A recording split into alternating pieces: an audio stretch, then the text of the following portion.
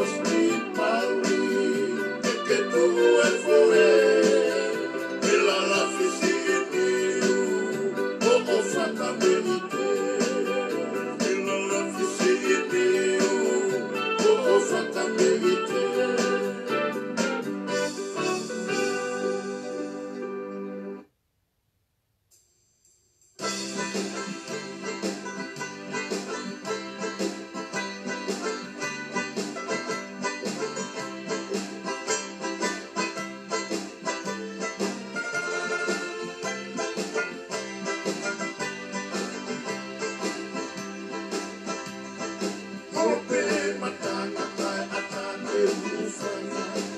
Pangayelo tu mosi ake tau ki vaana Fola hakai e tua fia ki e kakala Ane ngai aoni tua tokai maanana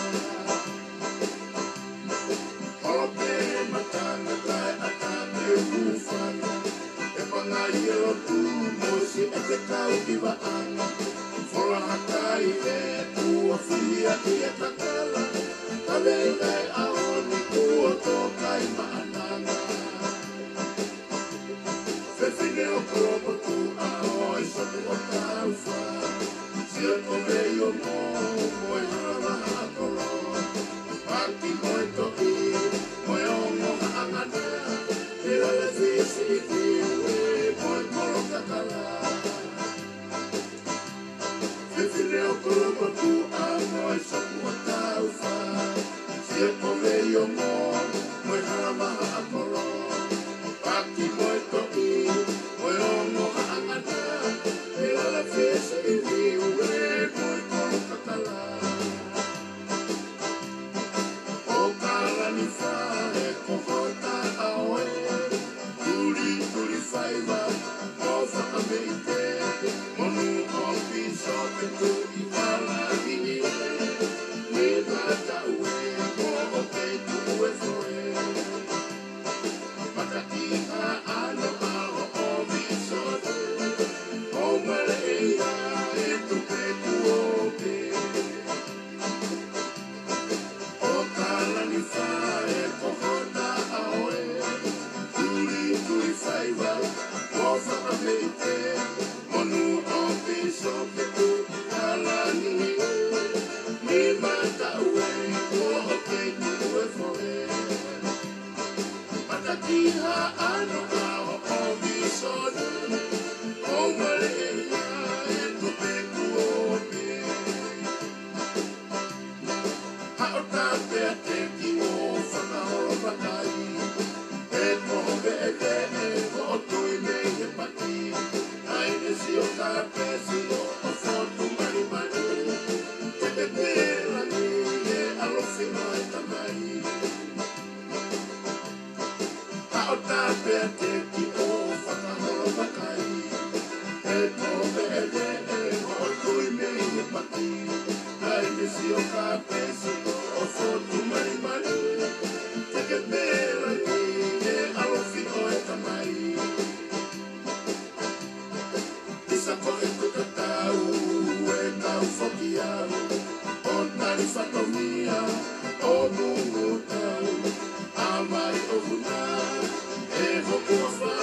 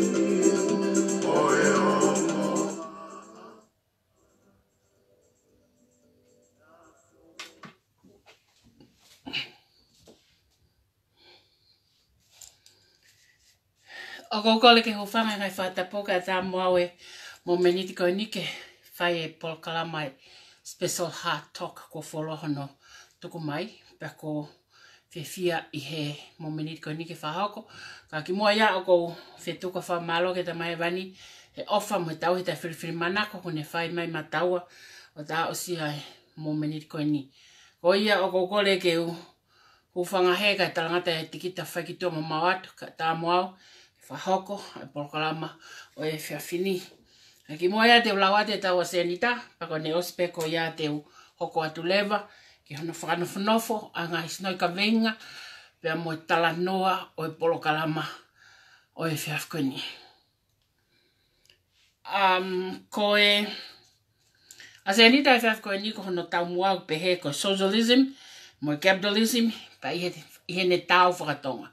Ko tau, ai socialism, pa mo capitalism, I whahinga hawhanga whakatonga, pe koe whahinga no nofo whakatonga. Ko e konga ulaki te utala noa ki he ngahi tefto I ulunganga whawhonua, pe koe culture whawhonua, pa ko hono wā te utala noa I he ecology, pe ko tau ngahi, pe ko tau environment, pa ko hono tolu te utala noa I ke economic, pa ko hono wha te utala noa I ke politiki, Hono ni mā te tala noa I ke sosiale. Pea mohono no, me ngahi mea make, wanga mahen ke polkalaman, te tala noa ke ngahi tukuaki, o whai e te vita tu yono a kau, pea moe ke tupe. Kono hoko te tala noa ke hingoa loi koe ofa, o whai hono pasi ake ne pousi, o whikau aki pea mo ne whakahupaanga ki a kau ne patoa, o koe malumalo hingoa koe Daniela Hafoka. Kono tolu lewa te ulawe ke polkalama fo ou ai tongi tupe, o ka manake whakahoko I he aho uluake o siulai, ko wike pakaha upen. Pea koe konga wha muimuire te ulawe ke lulu, ai special, ai kropolog te teo ke whakahoko. Sai, koe uluake mea te ulawa ke utala noa, ki socialism te at haki I pui tua o socialism pia mo capitalism I ngai tau whakato I ngai tau e ngai tau I nofo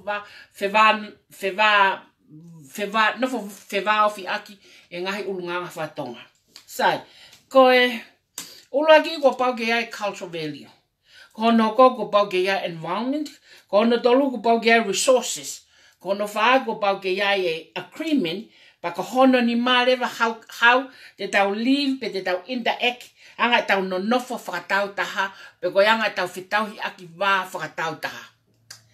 Koe manaki whokien ke hoko atu ke tau hoko atu ki he teu whiri ko ni o teu ke whai koe November.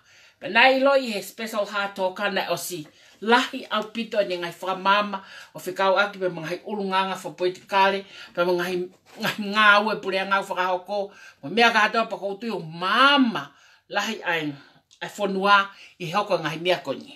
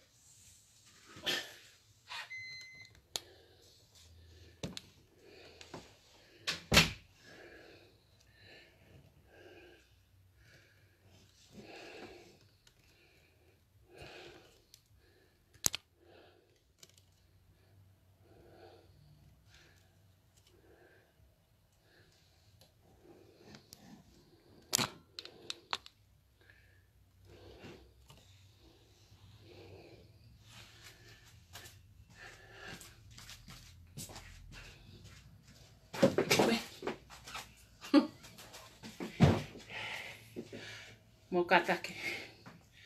Tara mai toko taha fu up kiol. Kake. Kai diko ke tala no ki hanga tau ai. E tau ngau ya ki socialism mo capitalism. Ko ngai socialism mo capitalism ko ngai system be ya ko si fa o he kakai e foi mama ni ko ni fuolo aki mo ya tau. Sai, pa ko tanga le mana toho mai on foi ria ko ne ua ko on foi ria muri ya. Pege te au koe socialism kono whakatonga koe anga koe e tā tauhi whewā aki he anga no nofo whakatonga. Koe capitalism koe anga ia ngai ideology hono ngawe ake paanga ke hoko koe hange nai hawaka pe koha tauhi I he ngahi whie mau pe kono e taha ko resources ia. Ai ko resources ia na hanga whao e paanga hange na ia hambe ai ke pule ia ki anga tau mo ui he anga koe ta au mai ai ngahi ai mamani pa mhono ngahi whakatupu koloa mhono ngahi mea keke. Ko e winga ta no e poni ko e kutala noa e amanaki ke ofi atu koe ni ki he whiri Novema pa te whai ngai tala noa koe ni lahi au pito me he taimini o alo whaaki ke taimi e ngata ai koe a hono ta ofi mai e he pule anga hato e whai ha campaign.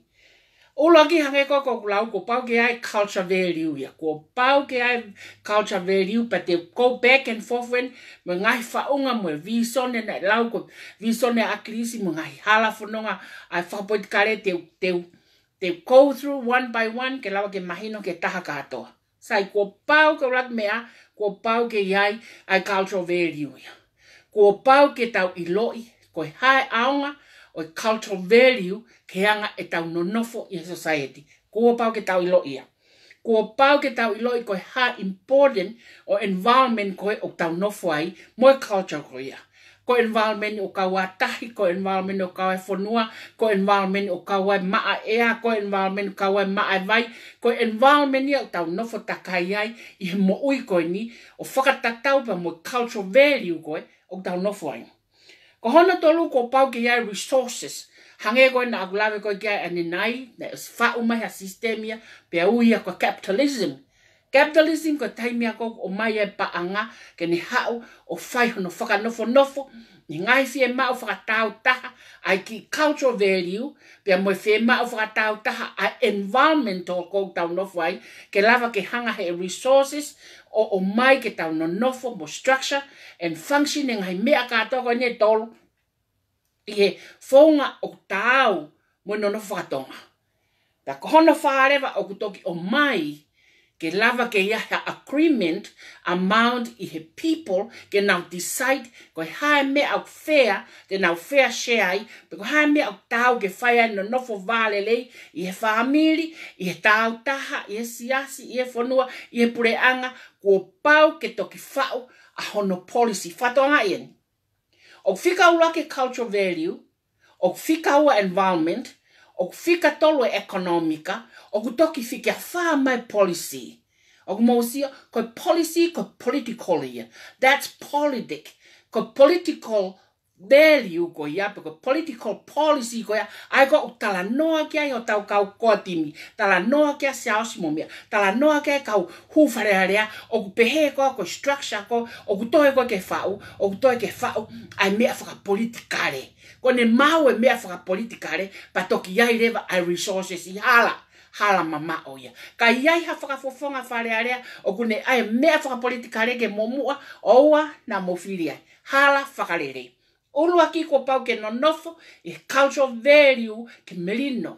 Pa hono wa ko pau ke tau he atakai pa mo environment ke anga moia tangata. Ko hono tolu ko pau ke ai resources. Ko pau ke ai resources ke whaka whihoko taki nga anga moi e tangata. He ko pau ke moi lere. Ko pau ke kai. Ko pau ke ai ho wala. Ko pau ke kumi ho inu. Ko pau ke alo kumi ha mei sipi. Ko pau ke alo ai ha foi koa ke kau kau. There will be and always be a resources. Pea toki hoko ai policy. Ko policy o toki o mai peia ke alea I hai.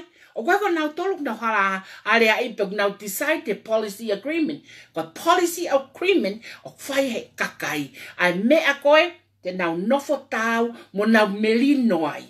That's where we call a yai a peace environment he hao e kakai o whakatahataha mai ke na hanga whau ai whau nga whapoit kare. O koe ke whau ia whakafofonga wharearea. O na haa whakafofonga wharearea ke hao malanga mai ka tau tolo tala mai koe au ni hanga whau kai. Koe whakakau pe nia he anga koe ke whakasi mai he tau mai a te tau lava kato katoa a tonga kato katoa o alo wharearea. I kai. Ai au kai lewa whakakau ke ne si hifo ke tau whiripe o tau kau whafofonga. Tau o mai peha tau foi toko taha ke hoko ko tau whafofonga. Pe o mai peha tau foi hange ko tonga tapu. Ko whae whao e policy pe a lei auti ai agreement ko ia ko pau ke toko hongo fulu. Ko wawa ko pau ke toko tolu. Ko haapai ko pau ke toko hua. Ko ngahi mea katoa ka tupunga me tau futoko lahi. He kai ke tau hao fia. Ka koe na uo ko ia. Ko na o mo tau tolu mo tau loto fonua. Ko na o mo me katoa ko o whau he kakai ke ha ke malu ia ke resources ke malu ia ke environment ke malu ia ke cultural value ka lava ke ha ka lava ke tau nonofo merino. I lava katoa e ngai me katoa ko ni pa to ki lava ke interact ayanga nonofo mo yanga ai ai whewahe aki moyanga ai tufa mea katoa I he mau maari hono area I he kakai. Ka koe tai minia koe hae whainga politiki ko atonga. O mai ke mu e politiki. Na e o ku iai koe mea ku hala sistemi. And of course, te tok tala noa kia he culture. E te tala noa kia he culture ke na winga koe e nau pehe koe mea ku hala I sistemi. Ne? Koe politikare nau tala noa kia. Ka koe politikare fika whaia. Uluaki mau pe cultural value. Ua mau pe ecology, pe koe environment. Tolu mau pe koe ha resources, pa toki hoko mai ai ha, hoko mai politikare ke ni hanga wha opo tolu. Koe politikare hoko mai ke ni hanga wha opo tolu, and then make he koe toko taha politiki, ko pau ke ne whotue ne idea, ke agree kai whonua. Pa koe agree koe kia kakai koe whonua, pa elava rewa ha, structure and function, ha fo I ha fo I society, o lava live I he merino, pe ke lava ke nau ha, ke nau interact, amount themselves with love and peace.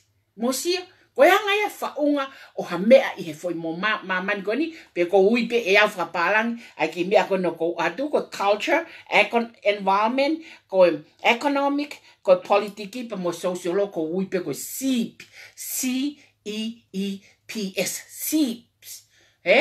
Ak ai ka pau he kai ke mau he kau whawhonga whalearea, ai SEEP, skills, ke na o mo ki whalearea, o na mo whiri ai, he koe kakai o koe ke nau iloha mea ta. Koe nau mea whae taimini, koe ope o kopi mai pe. Kopi mai pe me akirisi me he. Kopi mai whahinga koe me he. Whahai koe paka me he mea whetevere mo mea. Kopi mai whahinga koe lotu mea pātere si o whina. Koe nau mea whae koe ope o kopi mai me kau tangata koe ki mua. O kui kai koe tangata hao hawa, o ku hao mo ne palani ngawe, o ku hao kakata cultural value e ne palani ngawe, o ku hao kakata environment e ne palani ngawe, o ku hao kakata resources development e ne palani ngawe, o ku hao kakata policy e ne palani ngawe, pa elava ki toke ha interact e whonua whakataha, mono district I e ha. in a higher level than it is now. Ko ki introduction ia, ke lava ke mo mahi noi, ai foi por kalama ko e poni, kau tala noa ke culture le watai min. Sai, culture.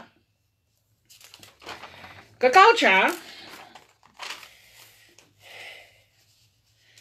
culture o fa'u ke lava ke protect ki tau tolu me mate. Protect tau tolu ke tau mo ui foloa. Koe, te talate foi culture ta. Koe culture ne taha yanga tau hiwa koe a tangata ke whewhine. How men respect women. Koe culture ya atonga. Culture ya atonga o kuha. O ta utu he whewhine kono tō whewhine kai ha. Ta kai hake tunga ane mamao he maile tolu pe maile whako ui ngā koe ha. Ko ene respect hono tō whewhine. Koe hanga ki tamasi tangata o tuke ki tahine whewhine o kuha. O kuwako naki ia i api ke ua naha. Ke ua na tahe ki tamasi ai ki tahine. Koe respect ia whakatonga hono a koi koi api. O kuwakoi ke lava ke ha. Ke lava ke tauhiwa pa ke hanga e he tui o ha. O whaka molu malu i ono kakai. Pea ke hanga he kakai o ha. O whaka molu malu e tui. Koe kutala noa koe ni he cultural value. Ae koe ku pehe kakai toko lahi. O taua ngā i manu e kakai kou teke te mokalati. Pa pehe kakai toko lahi koe o fie mea ke tui i kai. O ku hala au pito mo i whakakau i he ngahi mea koe nai oko. Na e ai I disrespect. Pe na ia e cultural value, na e mata vai i he whahai o e kautaki a neafi. O ka mata vai me neafi o. Pai kai te wanga iau o peheni ko kulea koe ni akuia o koutai o whau ka tupo nima, mo tupo ono, mo tupo wha, mo biroreo i kai. O ko ofa ka teki nau tolo. Ka na e ai ai ha, na e ai ai cultural ha, na e ai ai cultural disrespect. Na e hoko hea, he wā e kakai, pa mo kau pule aniafi o kaua e kau paremia, o kaua e kau minista, o kaua e ka moe ofo, o kaua e haipe fo hunga takiki o lunga. He koe culture koe ai tonga ke nofo fe vano fi a van ke nofo fe koi ai ha mea vare pe moe hatui ko responsibility ya. O tui ai fa pe kakai ni. Kana i kai mā i mua koe he kai ke mou i kana i kai mā i mua koe i kai koe whaka uhinga hala monia he anga e tau nofo he cultural value. Koe cultural value koe whatongia ia. Koe whatongia e take whonua pa koe tui o kune hoko koe tamai e whonua. Koe whatongia e take whonua ke ne hanga prepare haha ke ne hanga prepare hanga hi cultural value e lava nofo melino ai a hono kāinga pa mono kakai e pureanga koe ia.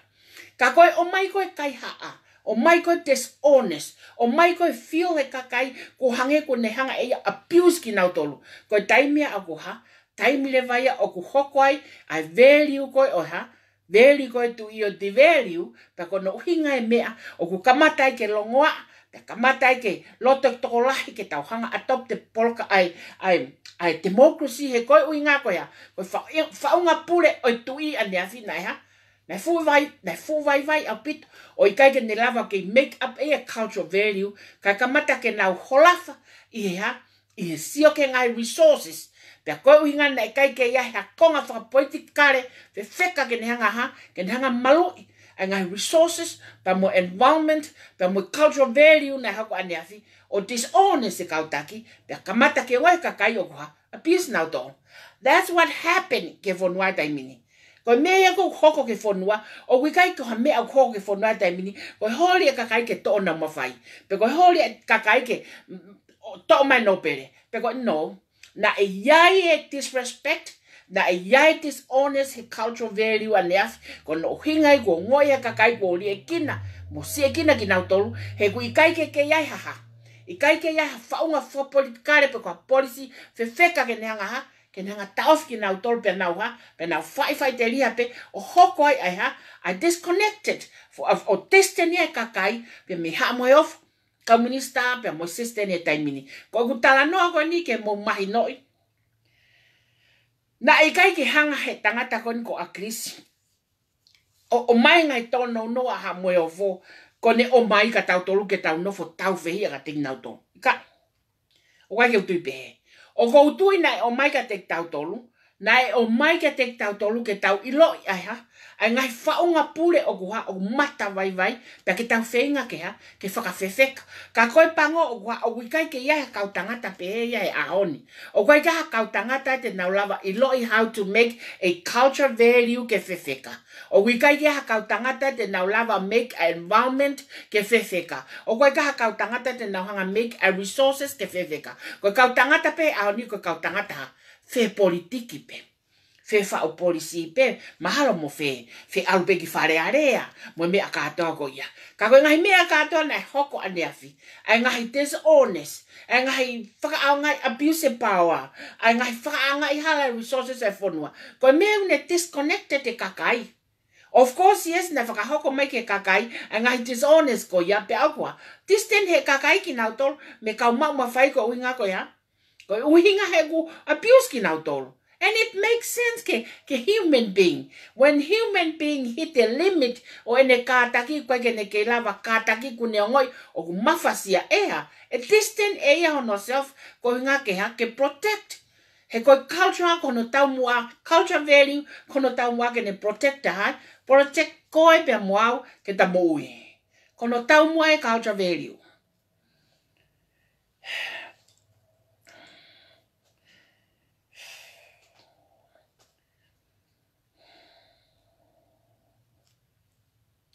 Te wate ne whakatata ke tuna meni ko neto ki hoko koi wawau. Sai. Pa neongo nai whau ngai mea katoa ko ni, nai create katoa he patoa kropolo, mo lolo halai walu patoa kropolo, ke create ke lava ke nehanga o toko nii ayanga nofo i he avavau. Abana mo whanongo re reiki ke polo kalama koe ane afi he rea koe tomwha, nai mau e whakatata me po, nai mau report me polisi o ku holo ai whaihia, e foi waha taimi koe ni i ono whakatata ke ngai tau ko mari watu. Nai o mai e whakatata, koe ekonomika wawau o to kamata peia me siulai o lero ngatai o katopa. O koe foi taimi koe ni, koe taimi kovi au pito ia ekonomika wawau. Koe ia i ono whao koe ne foi tuna meni, not only o tauhanga provide a cultural care, but tauhanga provide a cultural value ke lava ke ha, ke no nofo merino, pe whakasisi ai ha, pe whakasisi e whaia, I'm pretty sure ko ki whamiri ko tope, o ku iai hanau ki tamasi, pe ko ha mari ko tope, o ko hano ki, o ko hano mari ne kawe akapulu, pe ko ha toa whiwhine ko hono tunga ane kwe akapulu. I'm pretty sure ko taimina nau whoke taiki apina nau, fia na nau interact, I melino mo pismo na tala no fia. That's what we need to do. Ko me eu fia mau he human being ke fia mo interact social ke fia. Hono atamai mo no lau mari mo no human being ke fia. Ai na ta whanongo ko toa ke whamatala ko tomwha ane afi na eha, na e lava ke provide he tuna meni ai ha, ai cultural value o wawau o ha. Lese whaia, kai ha, lese whaia pia, molu malu e whanua pia, fia whanua, to provide he culture e tuna meni ai ha, to provide he tuna meni ai economic, develop race economic a wawau i foi taimi o kukovi ai, ko hataki o kunihanga create ha mea pehe mohono kakai ko tangata o kunihanga create ha mea pehe kono kakai ko tangata tonuia o wikai ko tangata ke toki haupe au di fare loto liai atola tolmano pe ko tangata o toki haupe au ki family ko ang hapa anga faafe o wikai ko no aia mo tolke mo fili ko mo kakai te mo fili ai ko taha o lava develop a cultural value ke peace as society ko tangata totonuia. Ko taha ko hanga develop resources ke fonua ko taha totonuia. Ko taha ko hanga toka ngai ke provide a ecology ke sai au pito hange ko kere mu whanonga he tala noa tomwha ane awhina ea na ane kole ke fohe tui kea, ke kole ke ne awhio kea, ke maiha kere ke maiha kere ke whauai ha malai akapulu maafe, ma wawa o katoa. Na e kore whakatata peki wawa o tahanima i kai. Na e kai ke kore tawhataha peki wawa o tahanima, ka na e kore mahai, na e kore ma wawa o katoa. O kumusio ko takilele ia, o kune toka ngai cultural value, o kune toka ngai ecology ke ki environment, o kune toka ngai ai o kune toka ngai ai resources, o kune toka ngai ai o kune fie huki whare alea ke aloha, ke ne alo whaka potu maari e ngai policy, ke lava ke nofo ahonoha, nofo no kakai, i cultural value, pe nau interact, i society, pe mo human being, whaka ofa, o ku structure mo function, i meli no mo ofa. Whakatata le ia o mai i he tuna meni a wawau ane a whipa. Ne o ngai whangaki lau katoa na esisi pe koe mene ta. Na maari ia no ai wawau. He koe tokoni a growbolo, koe tokoni a growbolo mu meni ke lola lai walu e nau pare o tu ke heange ngai pare ne fuaki e mele pe amo feao pe amo ngai pare ne fuaki tau ta. Ka koe tokoni ka ai growbolo na se unga mo panga tol mano na mari ia no hanga vavau o vahe na mari ia no hanga vavau vahe ke mahanga valu mahanga hiva mahanga hongo fulu kakai fonua kono distribute ia o resources fairly kalava ke potu mari e funky family ko mea ko fi auhi ki fi auhi ia ke maua le reita pe ko number 1 ko mea maheni beia he sipoti ka ko ngahi mea na fai kato ane afi kono fenga ke distribute resources ke tofu ia kato ngai family tofu ia kato e whanau wa inga tofu ia kato ngai kolo tofu ia kato wawau kato i paanga kato ko na watu ane afi ko e haia kono develop ia resources ke fepiki taki moha mo cultural value he koe cultural value koe family koe tamai moe fae moe ha pe moe fonua pa moe environment whatever resources ke neanga fa whatever moe policy he committee ke neanga fair pa ke neanga distribute fair and fairness ai mea katona na maugani afi mari ia lai au pito a aku na tau tu pe fanongo i no ui koe polo kalama pa neongo ne toto mai au kingoai pa fa malo kono toto ai kingoa ka ko tokoni ka to ko ya ko tokoni ai pa to global movement for tapua me americani i have resources o kuni hanga fau ke lava ke distribute the cultural fairness ke kakai mo cultural value ke na mo ui ai ko ia o te mo itava o te mo ita ngai mahanga ka ko he ko foi te fito whakau ke lava ke mo vahe a resources mo vahe e ka pau na ave pe futo tamano ya ko ya pe na ave pe fu ni mafia ko ya ke atimi pe ta e si ha atimi ko e whaka ofa atimi ko e ka ke lava atimi ko e o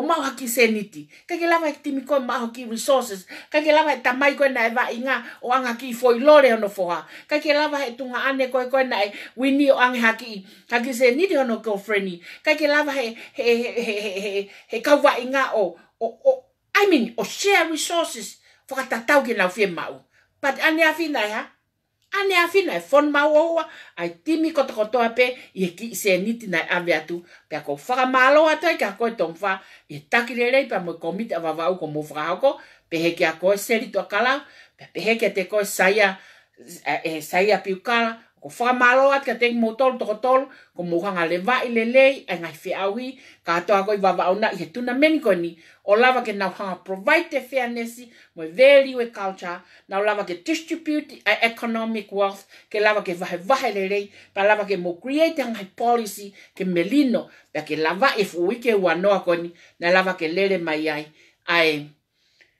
lava ke lele mai va inga me vavau ko fa malo la ya te programa ko ni ke te motolo i ngai mea ka to na mo fa hoko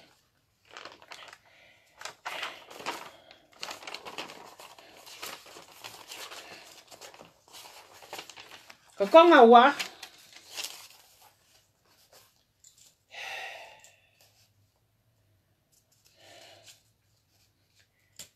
ki mo ke whakaosi culture, ke hoko ke konga wap, ki mo ke whakahoko ke uhanga whakaosi ai cultural value, te atu ai quote ko na whakahoko e Gandhi, palemia o India, pe mo Kofi Annan, na ngai quote whakaofa na whai ke culture, pa ko loto ke whangalaua tia ke mo whanonga ki ai. It's nice to hear other people what they're saying about culture. Ko Gandhi na ne pe a way of coping with ko kamata ne leana ne pe a nation culture resides in the heart and in the soul of its people. A nation culture resides in the heart and in the soul of its people. Ko culture ina prepare ko vavau e na fia mo mea katoa.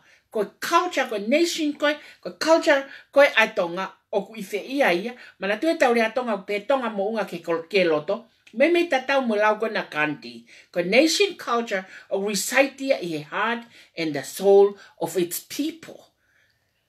Ko Kofi Annan pehe, we may have different religion, different languages, different color skin, but we are belong to one human race. Mosio, o we kai ke toton ke nofa utunga ke o itaki tarihau. O kai ke toton ke nofa alolo ke nofa aneyafu ya o itaki o itaki rei matua. O kai ke toton ke o nofa utunga ke ya o itake motu ko ki pangai motu peki fe. He neongo o tau nofo i ngai villages kehe. Ka whakatatau ke lawa Kofi Annan o pe. We may have different religion. Tau lotu kehe pe. Different languages. Tau rea ngai rea kehe. Different color skin. Kehe o tau ngai lanu o tau kiri. But we all belongs to one human race. O taha pe aki tau tolu ko whakatupu. Maamu hao ki tau tolu. Ai tamai he vani pa au totonu kea. Totonu ke tau live in peace. Ngai tuna men kata ko ne fai vavau o kune o mai peace ke fonua mo maheni ke tangata mo fefine I he village koi pa ko whaka malo lahi atu ai ke whaka kau lelei mo whaka ono pono poni pe ke tānaki atu ke tare ni ti o whanau. Ko konga hanoa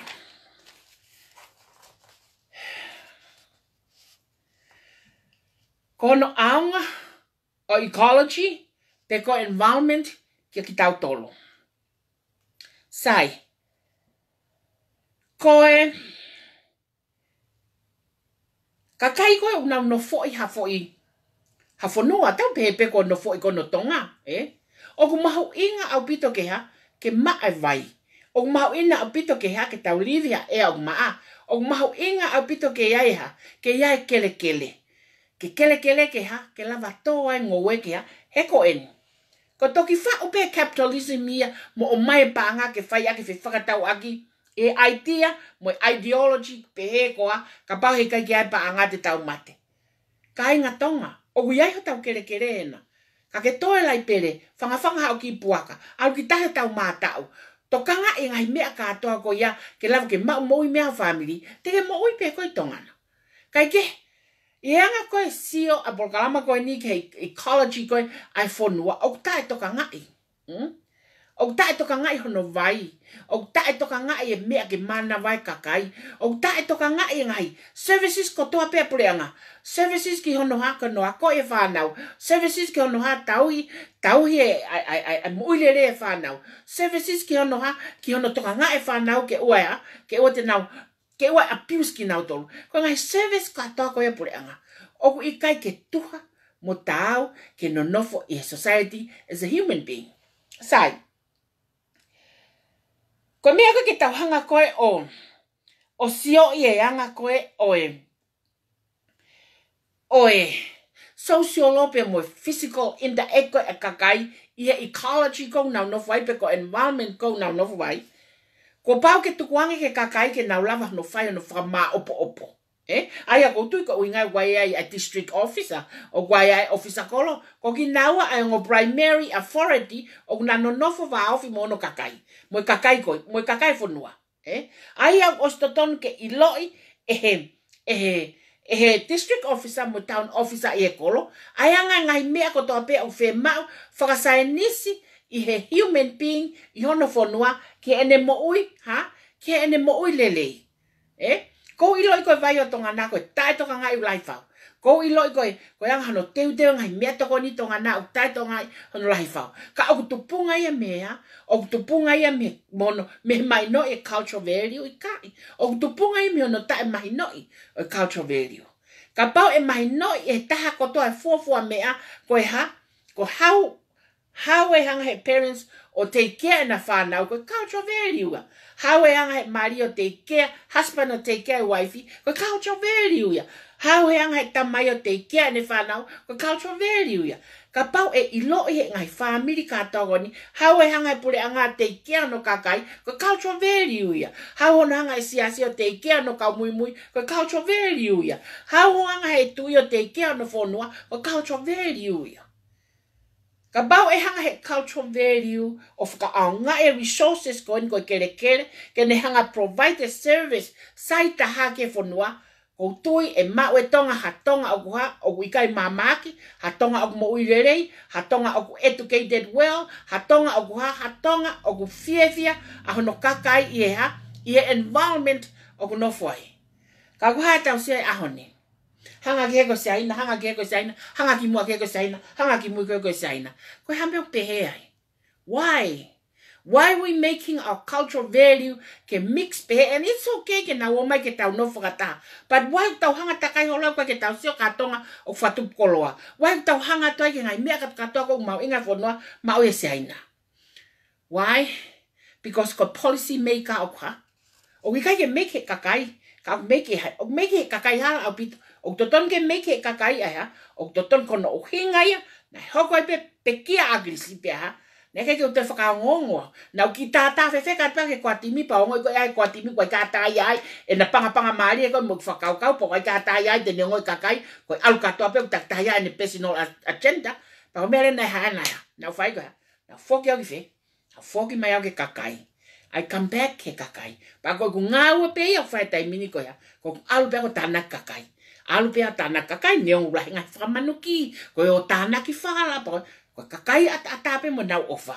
Pa ko fala kat ko hake facility nga me ko ya ko fama ele masiva. Tilila ko ga bala e tahine ke mari. Fere a fala bala fare. Fere aqui e fere a me ke ki. Fere a me ke fare ko. Ka ke ko lave kai ko ku hingat ko ni ki taimi o ku nofoi ai take fonua pe ku nofoi pure anga pe ku nofoi kau taki o nauhanga wa o develop a cultural value ke fonua ka wa taimi hala atata ka fu fonga taimi ko paremi taimi ma fai alolotu ko lotu establish religion ko lotu ko kita po otua pa u te toki alki fale lotu ko nga ko te tuiga fahenga potu polkala masiase ku te tuiga pa te alki ka ko pare mia ko vaku ki he tafaaki ko e lotu au kai ko vaku ke tafaaki ko lotu au kai ko vaku ke tafaaki pas pa haupe ki ofisi pe haupe ki ofisi o kai ke ai laisen ai patoa o be ko lotu ya pe haupe ki ofisi pa ta ofi ai ha ta ofi le tio ko ke ona laisen pe haupe ki ofisi pe ha ta office society ko ke ona langa o mo pe ko kakai lotu ko kakai fralieria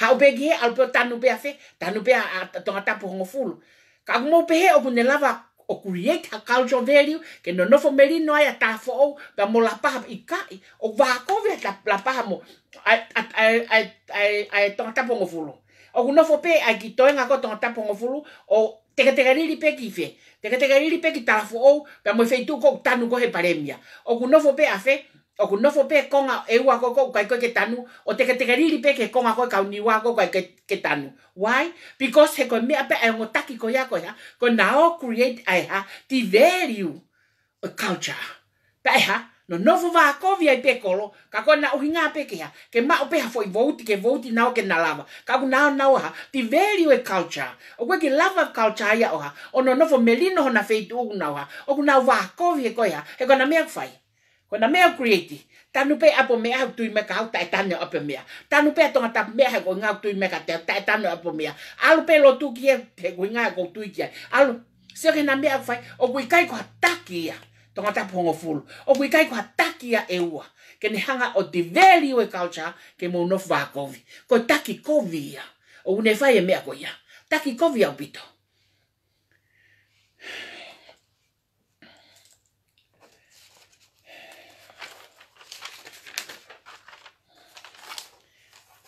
ko konga tolu ko economic pa ko konga no ko fiefia mau pe tala no ki ai e ko me ai no ko tonga fai ko patoa ko poro nao pa te tala no ki ai ke lava ke ma ala au pito economic, But te whaka ngai ai fo I lea ko economic stress, Peko stress a economica, peko economica uni hanga whakatupunga ha loto tairi iri I kakai, O whakatupunga o wai ha economic stress o koko I family, o wai economic stress o koko I siasi, o wai economic stress o koko I pureanga, o wai economic stress o nofo fonua. O hange ko ya na gulau ko kia ane na yange, hange na gulau ko kia ane na yange. Tupunga me whakahoko talanoa na whai mai a kirisi I taimi ko ka te tau tolu, o kuhanga he kautaki o ha, o ngawe hanga hala ake tau panga tuku au. Ko mea nai hoko ko ka te tau tolu na ya, na fall into our heart, pia mo tau lau marie, a economic stress, o kwa ki tau lava e tau tolu ha, o whawhanga e tau whanau, o kwa ki tau lava e tau tolu ave tau whanau ke university, o kwa ki tau lava e tau tolu a I mea koe ke tau whanau he okua. E kui kai ki hanga pureanga o mai a tokonia ko yaka te tau tolu. Ko mea le nai whai nai ha, na kamata ke fall into pieces, pia fall into family, fall into churches, into villages, into wahe whonua, ai ngahi economic stress, tupunga me ngai talanoa ko nai whai ko ia. Kono uhingai nai whengai o whengai, ai patoa kropolo I taimini, ke ne au, ke ngai family masiva ko uinga ke ha, ke to'o economic stress, me masiva. He nai whakatupunga e ngai talanoa ane afi, ai ngahi economic stress, ke family, ke siasi, ke whonua, ke pureanga, ke tahakotoa I tonga, me maulalo o au ke malunga. Economic stress, o gloro tonga whonu I whonua, pe au whemau ke clear a economic stress. Pa koe ke lava ia clear aka policy I kai. O kulava ia ke clear ake pe ai ha, a hono whakaivia economica ka lava ke ha, ke na panga maari e mo whakapalanisi. Kono uhinga ia mea o kuwala I patoa global o whai, na economic part, ko uhinga ko ha, o koe kumi voti, kau mea koni koa timi, whangavare ngangau, o koe kumi voti, a kau mui koa timi. Ko mea e o kui ko ha, ko I lo I economic stress, o fall into I cultural value, ke ne hanga ngawe aki a ecology, ke lava ke toki ha, discipline her policy, ke lava ke inda eke whonua, o live in peace and harmony. This is what we're doing now. Koe mea mau whai koe taimini. O koe ki mau whai e matolo, ha mea koe ai ke pehe mau whakatau havoti, pe mau ai mato mea pehe ko mau fietu maari e, pe mau ai mato ha mea pehe ko whamasiva ata, no. We are detecting ai whahinga economic stress na I ihe whonua e tau e whanoa ko osi. Economic stress ko ia e to'o e tatala e patoa kropolo ke oua nato iai economic stress I whonua I he masiva mono kakai.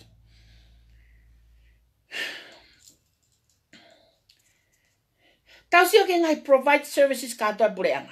Tau sio ke ngai economic stress o whai. Alo at peki tamasi imo ne tare ni ti ako kai ke lava ke hoko ato ne ako koe ha. Kai ke provide te pure angai opportunity mai kakai koe. Alo at peki ki mari koe ki mari fo o koe na nofo koe ke lava fa. Fere whanga ki mari fo o. Fere ngai matu a whaita I mai na whanau uhei na te alge ako. Fere kakai keke whaita I mai mahai na wala. Nofo taporeni nofo I whare kovi.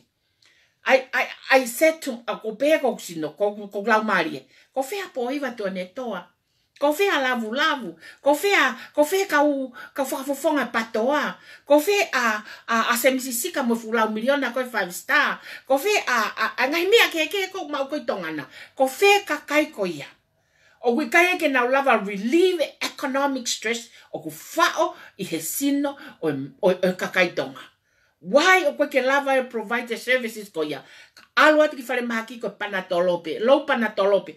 Koe ha o koe ke ata foi akau o ku quality enough ke puke kakai. Alo atu ko vari lanu vare tipe. Alo atu ke mahaki ko. Kai ke lava tafa whakapuna ki nuzila. Kai ke haka wako toke ta e o malata I tonga. Why do you think o koe ke hoko ngai mea services ka togo ni I health department I tonga? Because he upuia e ha. He ku fall in he kakai ko te teo ke na provide the service a economic stress. O koe ki ange nau wahe ke sai, o kove nau wahe, o koe ki ewan hapa anga whiunga ke kume age whaitoo, o tae toka ngai pe whanau he ave koe ke maak, ke puke, o katoa koe niko ya. Resources e whonua o ha. Resources e whanua o ikai ki ha.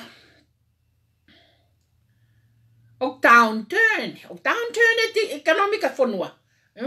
E taimi ko down e economic e whanua ko ne turn against high.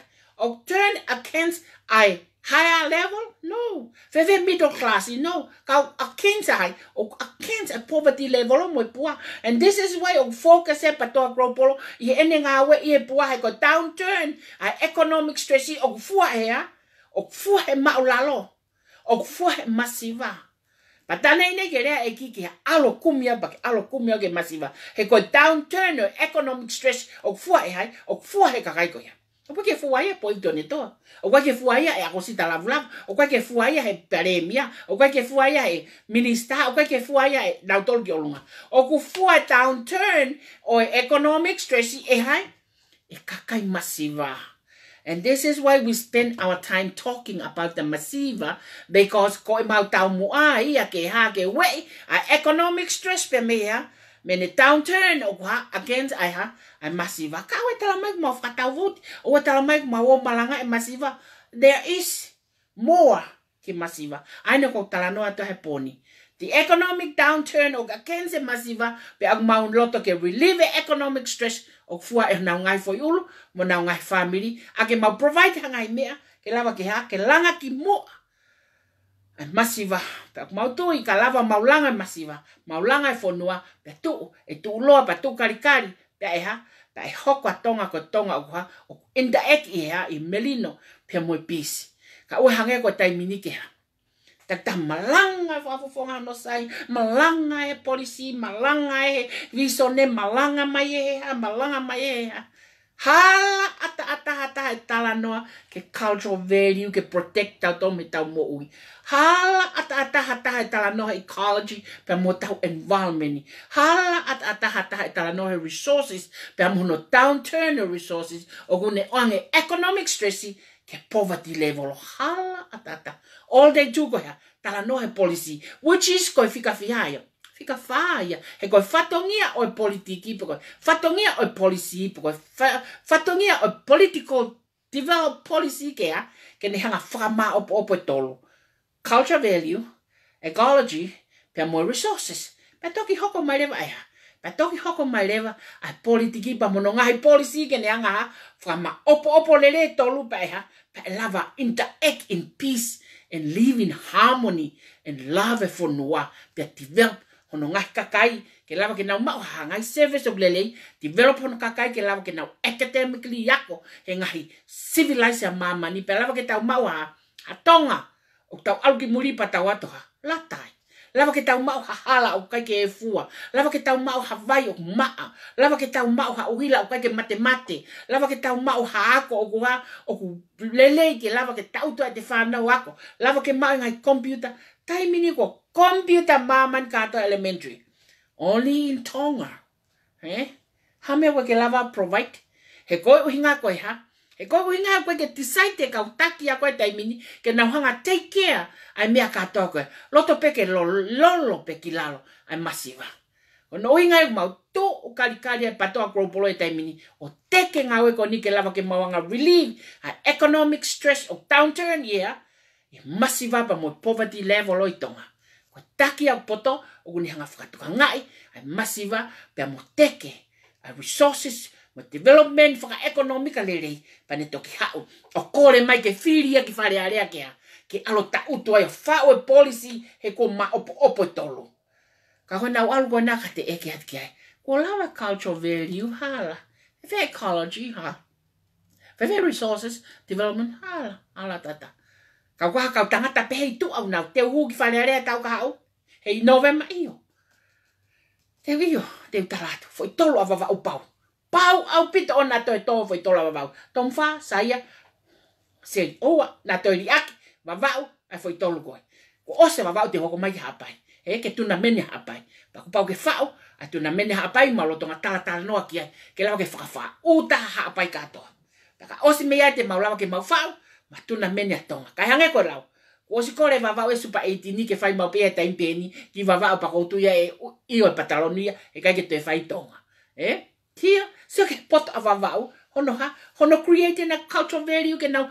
no family no to tupu and now create the resources ke anga vila takai hola silini I va ke lava ke mo uya ngai family mo tupu hake now hanga create ngai me katoa ke lava ke ha ke interact hono kakai in peace and harmony pe now no family no ko takirele ia Kage, ko resources ya. Ko me te tau hoko mai ki ai ko ha. Ko konga ni ma.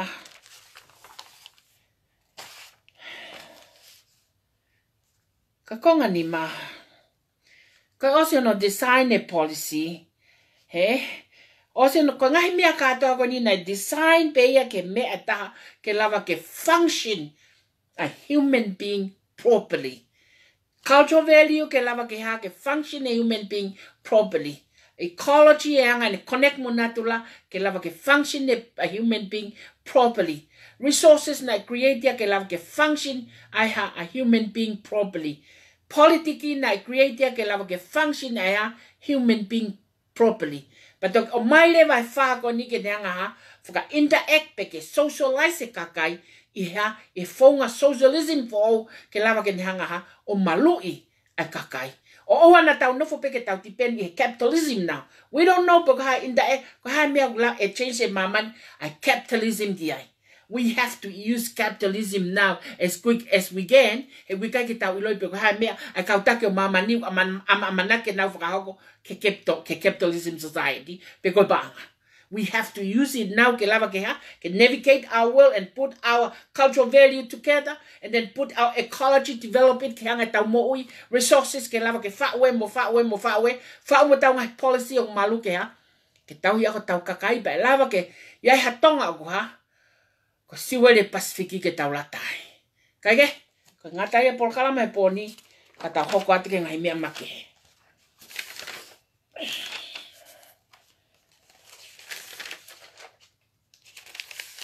Mia make he leva. Te ulave ulaki ki he. Ka Devita akau, pe ko Devita tuyono akau pe mo tupe. Tuku mua ke talanoa ke ki pui tu ata mai oi ki ko ni pa ko kore ke family ko ku nau mamata mai ke polkalama ko ni pa mo kata ki ang yau ka te talanoa ke ma mo totonu mo moni ke ilo he taha ka toa pe. Ko Devita na ka ke ilo yau. Ne ka ke ilo ka familia Devita, Kako Devita ko ne kui tupe me fefisiana ko sunia. Ko sunia ko no prata sisi ko son havea. Fale son havea sela, fale sela semis, fale semisa mesake, fale se mesake au. Ko ne kui a Devita ko fefisiana ko sunia, fale e sunia a e fefine ko foli, fale e foli a hai, fale ya hai, fale a Devita. So, ko yanga tu homa family mo Devita. Sai. Ne kai ke ila tangata koni. Na ilo pe na hange a cheerleaders. He ne taimu alu holoi fai MC olo mo me hanga polkalama. Ne kai ke ila hono mari, ne kai ke ila no fa now. Sai. O si fu olo le tu pe taim koni.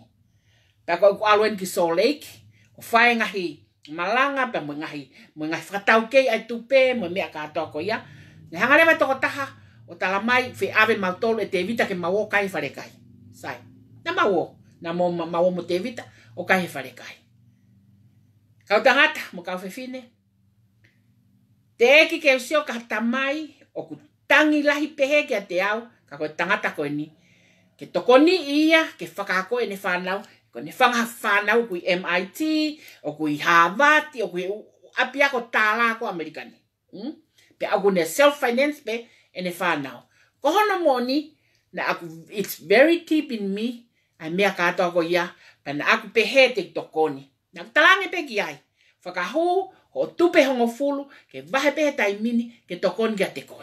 Pena ai whakahu ne tupe hongo fulu, pena ai vahe pe immediately, na ikai ke toi talia te vita he wike whaa koe, na talia ai, na vahe pe te vita he, hangeha promotioni, e oangi ki ai koe, uhi ngā koe, tangi mamahina ne whaiga te au. Tā koe ko toki kore mai ko ia, o osia, os follow pe tupe a te vita. Os follow pe tu pe a Devita. Kai sio ke manuva o fahinga kakai ko ni mo fatata ke me ana tau tala no ki ai. Fatata ke me ana tau tala no ki ai. Na tau tala no ki ha ke cultural value ke lava ke ha ke adopted the cultural value ka lava ke faha merino. Sai. O si ange opportunity ko ya ki ai. Kama tare pe ki hau pe ki hen. Hau pe ki hen hau pe te vita hui ko tanga tare ai hau pe te vita tala ko ni o fe finea hau pe everything na fai te vita na hala mea ko o ange au ki ai. Ko ni hau pe te vita ke ni fai pe yang hai mea ko ni. Me hange uksio ki ai hange tangata o ku hori ke ni fai hanga ue ke iloa ai ke tokoni ke hanga ue. E osi koe mea kata ko ne fai tai mini o toki ha mai no maga te au e te eke usia tangata kai mumua mo fie ha e mamani ko ni kakoia. Sai. O vale pe osi ngahi mea kata ko ya ko alu fife ku yai mo whakauri mai mo te vita ki fe mo fupaanga mei fe mau. Hawa te vita tala mai e ai ne chepta. Fotu marega te ai ne chepta. Pe uia ko ewa niwa pa tang fofa ai. Te fotu maka te apoka tangata hori ke fai mea iloa. Ka koe tai minu kua, whawhai awe toa, sai. Hau ke tala mai, e whai e polo aku ia pako, polo aku ia koe ia, e whai a hotere tāla koe Little America kape koe haa koe i mea pia. Ai moe fu hotere mau tolu nei, tolu ngeau fia Kau sio ke spend koe sili ni, he tae whaka atu i mo tae whaka katakata. Kai ke, na follow he kou pehe, ko tangata ngawe malo, te mau tuli pe, te mau winu e kona, pe mau winu tai, ko loa ke mau tu uta. Whai ne fu o polo, ne ala kolo polo li e tola tamano, ihe ene mea koe ne whai. Ne ala kolo polo whai ngai tau olunga, ne la koe se niti, mo mea kato ihe ne fotu chepta. Sai, ne hei lewa pe kau tupe na recruit, mi he ene chepta. Sai, ngai tupe kato ko ya, mo ngai tupe lahi, o glotonga painting e tai min o tari ke polkalama fo o pe mo ngahi mea pe unu agi paanga o fai i he tupe pe mo patoa klopolo tai min ko ene pehe ko e te vita o kai ka paanga ko loi ata no ko ya he te wate fa ata ko ni mo ni te pe weekend ni na tohi mate vita ka te au ko le maka te au paanga wa mano va luafe fit ngeau ke faka osi aki ene mea ko ki he ene laiseni ko koe uhinga kai lava ke to mai ene paanga tolu kilo ni mamano pa tene toki hanga leva o mai me ai hasilini ke tokoni mai ke ngawe o whakahoko. Nang talange lelei pe ki ai ti o kai ke fe ma wa ke mai hasilini pa kai ko ato silini ko ni ko uhinga ka ke mai hasilini ko ato silini ko ni he ko osilo i ho kole takayolo e more o laiseni i ho hau ko ni ko o fai fa fuli la ko ni tupe o whatever na ke o fai o investi ko ni tupe.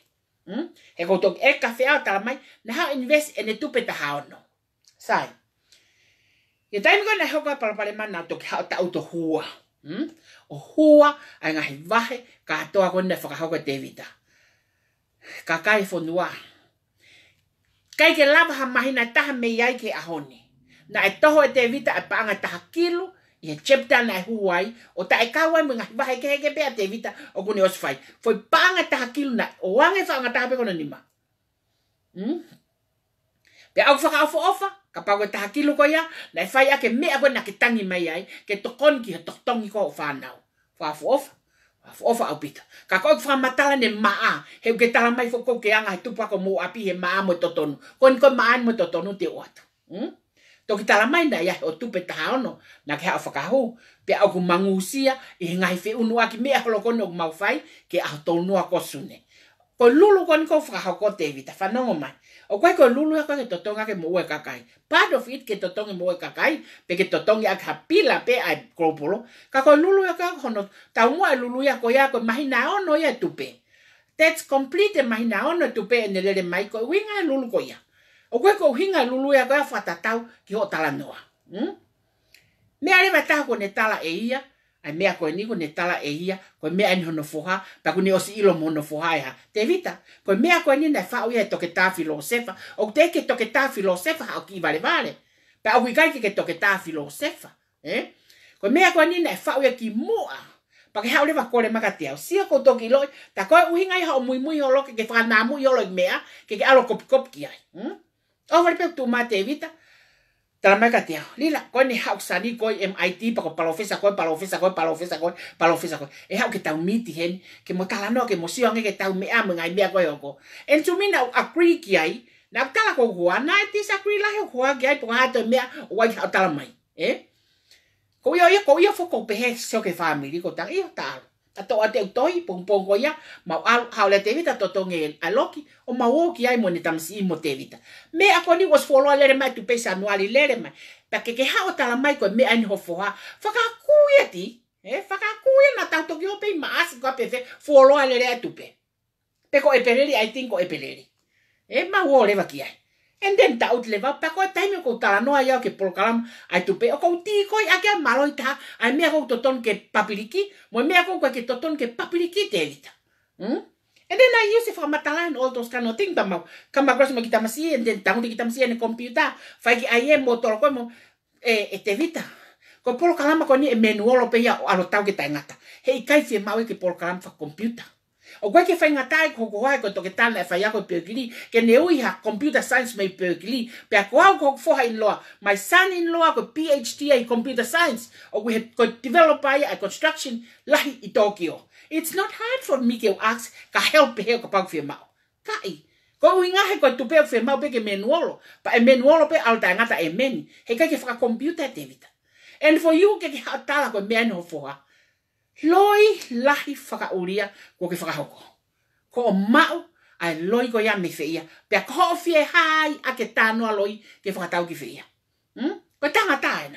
Sai, aena ako o tohi atka te koe, koe ke toi whe mau ke tū mai kien, o whe mau ke mai ho whamatala paanga, me pangken a ke totong he ko tupe ko tahakilu, ko tahakilu ko ho waheng mahina na ke whatau ho tupe tōnua. Ko sirinia me whe, na ke whe mau e evidence me ho pangken na ke toho, o totongi a toluafe e tōnua, ki he tupe panga tahakilu na ke toho. Pea ka ikai te ke whaia, ko tupe tahaono kon ko painting kon, ke mau reshuffle hoi mea katoa, katok o atu, he kai te ke toi sio ko iai. Ko ngata anga ia, papau ke mea mai ke polkalama ko he poni ko ni osia ko ta family, tuk mo ke veve, ko au ka ke te whi maa family. Pa ka ke to talanoa ke tupe ia whainga mea loipe, te tahawa tawa ke wheitu, he kai te ke toi whi maa ko ke aukia, kai te ke toi whi te vita ko. Pa o te ke play hard mo au, te ke ilo koko haia. Ko ia, ko te vita ia. Ko e hoko ko kalonisia ita. Ko hingoa ko ofa o pulusi holo ko o vale no sen mega tau ni ngai pulusi e ngai ta ko lau ko o mai ko whakahu kala ke ilo no vale kua kala ke ilo no vale kua ene posi ko receipt ene panga ko whakahu ko ke account ko e patoa ene seniti ko whakahu ko ke account ko e patoa ko ene seniti o kulava ke trace back e mautolo o iloi a telefone o hume ai mo hayo no ingoa ka hau ya fahe ofa ko ilonga ya ko vale kua How ya fahe ofa mo lau mai koi o lau en ke Daniela. So mai ka teo. Ko account ko na ke whakahu ko ya kiai, ko account ni ai patoa. O anta pe ya I he ni hingoa Daniela, ka o anta ya I he foi federal, pe mo foi ID tax ID number o kui ko pa ata o a I American. Hei kai te ke lava ko whaka ilo a Daniela, pesua Daniela, o lini hame a Daniela, o mo ua Daniela, I hame a pehe, he ko vare ngangau ngata pe mo api. O ke sio, ke no fo hei menro pak, u ke alo tupe heki LA. I kai ko ilo he na ta os pato mo au ki mua, u ke ilo ko mea aku he na ta pato mo koe, pe au turi I ho anti hen e kau e mea koe ni, pa ke ilo I koe mea koe aku pa ke au leo to tongi lewa kia suriana, ke ilo sirini koe pe u ke akau ni pe o sirini a koe ia. Ka hei kai, ke o atu sirini ka olewa ke kore wha more ka Daniela, ho oloi o ku ke whai. Pake hau lewa ke talanoa ke maululu. O hala atake ke ilo ko e maululu. Ko e maululu o mau fono ki mau tolo kau tak chepta I he loki o mau kato ai mau toko whango fultupu.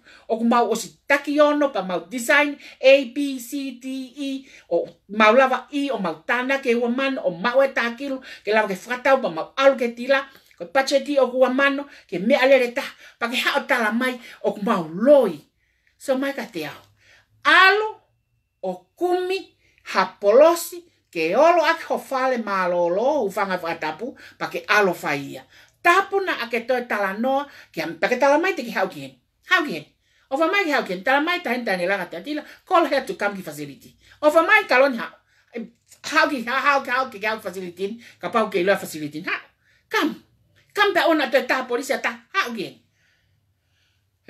Ta kou talat ka te koe. Vare kua tau fua. O wana ake toi hau ke hau mapoe, ke ngāwe kātoa kropolo he kai ke ilo ko ha me e taha matematea ki ai.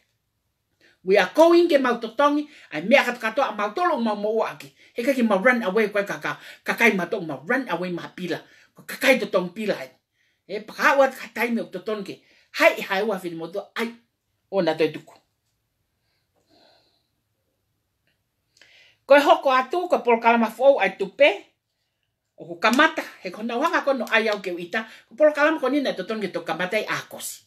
Na totongi lele e ma short system a ma tolu ya ko I tupe. So the investment ni ma to kamata a urakosi ulai. Kai ke kamata short system. Te ma kamata he ma tahamano investment.